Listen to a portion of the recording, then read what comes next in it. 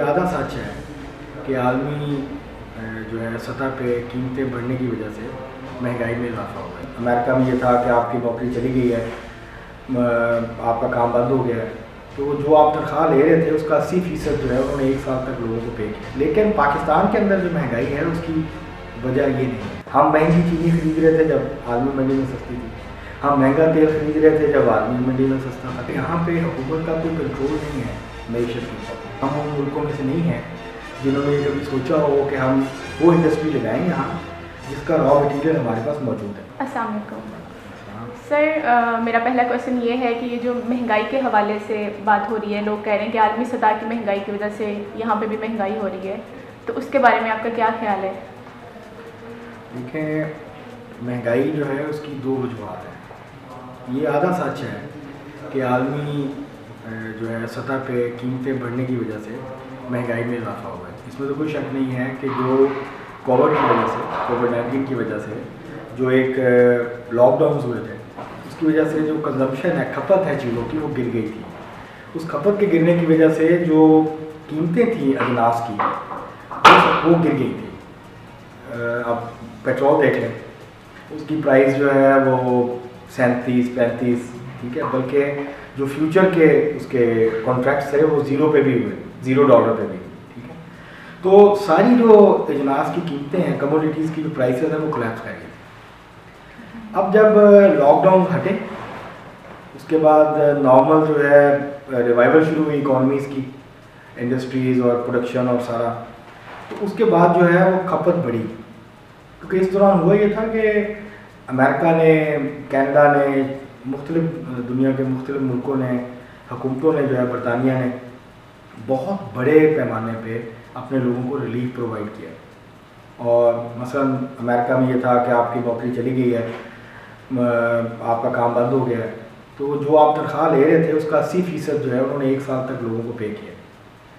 اور اس کی وجہ سے لوگوں کے پاس جو ہے وہ پیسے اکٹھے ہو گئے تھے, لیکن کیونکہ مارکیٹس بند تھیں, بڑے آؤٹ لیٹ بند تھے, تو وہ خرچ نہیں کر سکے.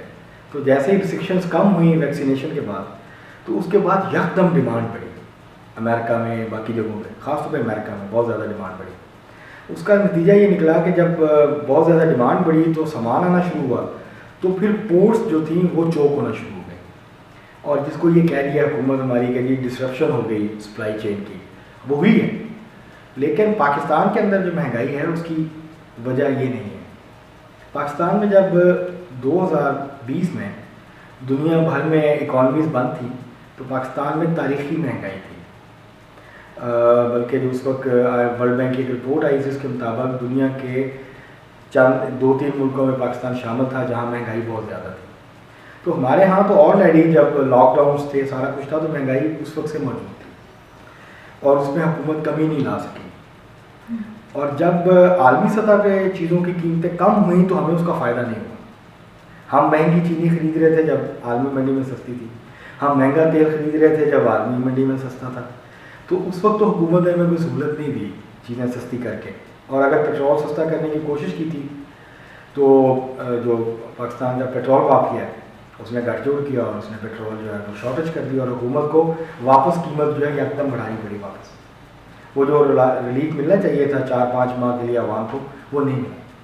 تو اس لیے مہنگائی کی وجہ صرف عالمی سطح پہ قیمتیں بڑھنی نہیں ہے, بلکہ حکومت کی اپنی پالیسیز ہیں. دیکھیں, مہنگائی 2 وجوہات سے ہے. ایک, جو پاکستان کا روپیہ مسلسل کم ہے ڈالر کے مقابلے میں, اس کی قدر گر رہی ہے. اس میں ہمیں ایکسپورٹ میں اتنا فائدہ نہیں ہوا ہے جتنا مہنگائی اس کی وجہ سے بڑھ گئی ہے. اور اس کی ایک بڑی ریزن یہ ہے کہ ہم ایک امپورٹ اکانومی ہے. ہم اپنی زیادہ تر چیزیں جو ہیں وہ باہر سے امپورٹ کرتے ہیں. اور اب یہ 20-25 سال سے تو ہم نے یہ وسیلہ بنا لیا ہے کہ جو ہماری اپنی انڈسٹریز تھی چھوٹی چھوٹی, ہم نے ان کا تحفظ نہیں کیا, بلکہ ہم نے اس چکر میں کہ ہمیں چائنا سے اور ادھر ادھر سے سستی چیزیں مل رہی ہیں, ہم نے امپورٹ کو انکریج کیا. تو اس کی وجہ سے ہم ایک اب ایسی سچویشن میں ہے کہ ہم چیزیں باہر سے منگواتے ہیں. جب ہم چیزیں باہر سے منگواتے ہیں, آپ کا اگر روپے کی قدر گرے گی تو وہ چیزیں مہنگی ہو جائیں گی. اس کی وجہ سے ایک فیکٹر یہ ہے اس کے اندر.